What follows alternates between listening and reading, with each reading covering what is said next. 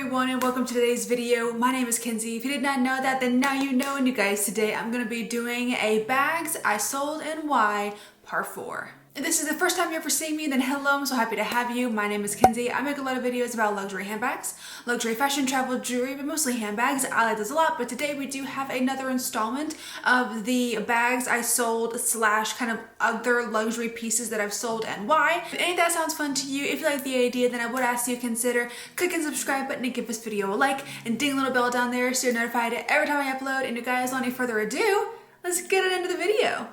So yes, hello everyone. If you can tell, I'm in a different room. If you are following along in the vlogs, you will have known that my husband and I just recently moved. So this is our pretty much forever home that we are sitting in right now. We did end up buying a house, which I still just can't even, it still hasn't sunk in. It's crazy. I still physically don't believe that we own a home. It doesn't make any sense to me. So that's gonna take a while for me to fully grasp. But yeah, I'm sitting in my office / library room. But to help with the expenses of the move and just moving in general, I did sell a couple of my handbags and I sold a few of my other kind of luxury pieces. So I wanted to go over those with you and just kind of tell you why I chose to sell the pieces that I did opposed to other items in my collection. So starting off, I will have my Poshmark linked in the description. I have a lot of other things up for sale. I currently have one handbag still up for sale, but I have loads of other goodies up for sale on my Poshmark. Clothes. I do have my Hermes belt up for sale, which is really fun. I do have another handbag, and I do plan on putting more pieces up for sale in the near future. So again, I will have my Poshmark linked in the description if you want to check it out.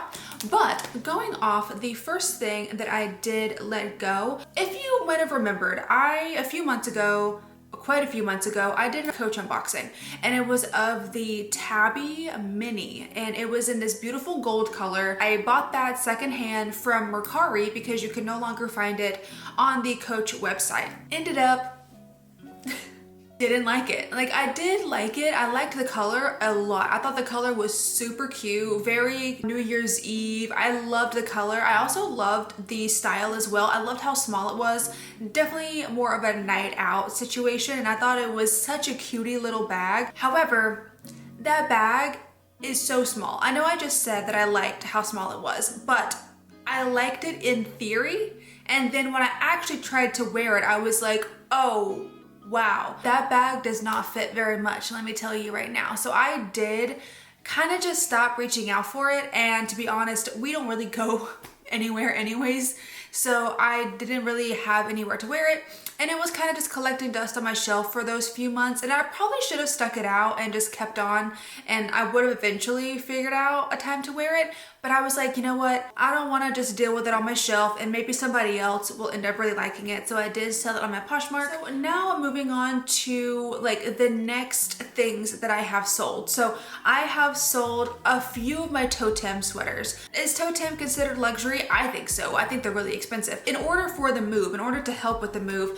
I had a ton of totem sweaters. So the two that I sold at first were the boxy alpaca knit ones. I feel like every single lifestyle or fashion influencer has these. Not saying that I'm an influencer because I'm not. I was influenced just to buy these sweaters, and I really liked them. However, I never wore them. I've had them for so long. I've had them for what, 3 years, maybe even longer than that, and I wore them 4 times. I just didn't wear them because they were a little bit, not itchy, but I felt like they were just a lot to deal with. It was a lot of fabric. It was a lot of material, and I felt like it just kind of got in my way from time to time, so I didn't end up wearing them. I have 3 other totem sweaters currently that I don't think that I'll ever get rid of because I love them so much. They're the cable knit ones. Those I love because they're still warm, but they're light and they're kind of flowy, and there's not a shit ton of fabric. With these alpaca ones, it was so much fabric, it shedded really bad. And yeah, I just couldn't wear it, and I quit wearing them. So they were just laying in my closet, taking up space. So I ended up selling both of those. And then I did sell my Mason Margiela jeans. I did like them.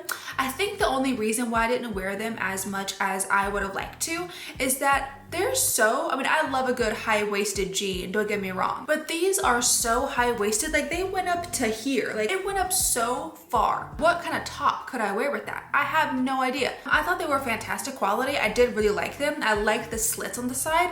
They were also really baggy, which I know is a style right now, and I know people love that style, but for me, I just feel like I would have liked a different jean more. I don't know. So yes, there's that. Sold the Maison Margiela jeans. If you're in the market for some, I would definitely still say give it a shot because they might be amazing for you.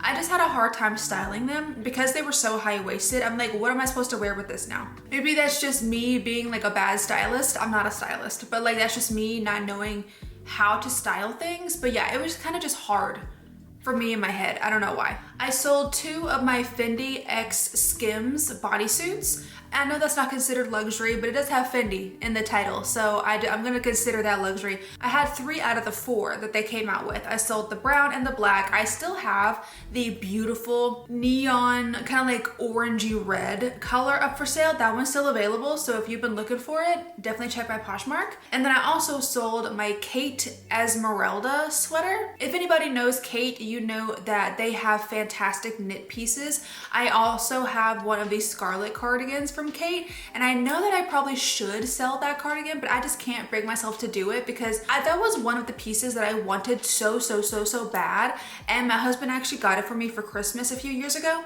and I just can't bring myself to sell the cardigan because I know that I would regret it eventually. I would regret it. I haven't been able to wear it now because it's not cold enough yet. I mean, it is pretty cold now during the day, but probably in November I could start wearing it.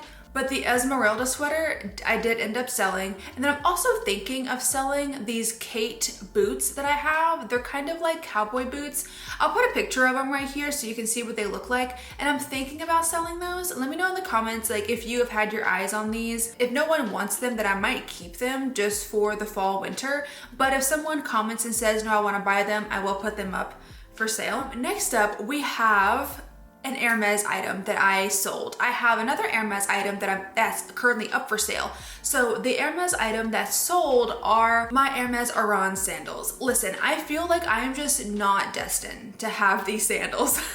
I have bought and sold these sandals 2 separate times. I have almost bought these sandals multiple times, but I have physically acquired them and then sold them afterwards twice. And I just feel like I'm just not meant to have these sandals. I love them. The first pair that I sold, I got a size way too big and I ended up letting them go on Poshmark. And then the other ones, these last ones, I really did like them. I didn't wear them as much as I would have liked to during summertime. Maybe that was just me and I was like, I don't know what to do. I really would have liked to have kept them. I just needed the money at the moment and I was like, I just need to let these go.